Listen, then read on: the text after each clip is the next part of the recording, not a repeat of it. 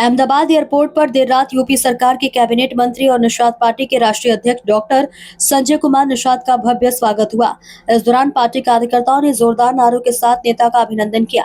इसी मौके पर इंडिया दस्तक टीवी से बात करते हुए डॉक्टर संजय निषाद ने आरक्षण को लेकर बड़ा बयान दिया। कहा कि आरक्षण छीनने वालों की पहचान कर कछुआ समाज को भी अपना हक पाने के लिए एकजुट होना होगा। पूरे के पूरे उसमें जो होशियार लोग हैं वो गांव से, देश से, प्रदेश से, दूसरे प्रदेशों में, तो इनको इस बात के वाकिफ करना है कि the political power the strong then the god power. राजनीतिक शक्ति बहुत बड़ी शक्ति होती है और राजनीतिक हिस्सेदारी जिसका नहीं होता उसका वो समाज गर्त में चला जाता है। तो अब देश संविधान से चलता है, अधिनियम से चलता है, तो इनके जो एक अवसर है संविधान में, इनका संवैधानिक अधिकार है।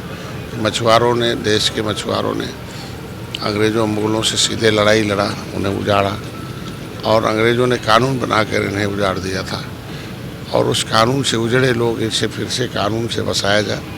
तो संविधान में व्यवस्था दी गई कि भाई ये 24 कैरेट के राष्ट्रवादी लोग हैं।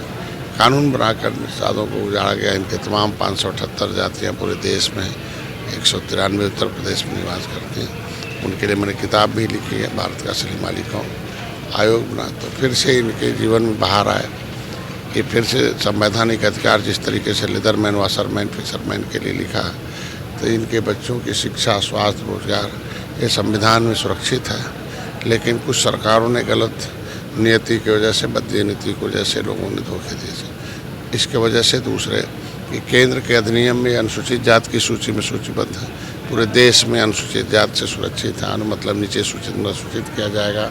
आपके बच्चों को शिक्षा, स्वास्थ्य, रोजगार और आपकी बहन बेटी की इज्जत, आपकी नौकरी, आपका मान मर्यादा, आपका सम्मान, ठीक है, ये सारा सुरक्षित है, कोई अपमानित नहीं कर सकता। लेकिन कुछ अधिनियम इनके नाम को ओबीसी में डाल के इन लोगों के हिस्से को हड़पा गया।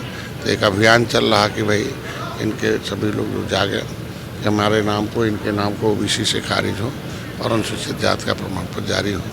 तो समर्थित हमारे बुद्धिमान होशियार लोग उत्तर प्रदेश से दूसरे प्रदेशों में हैं।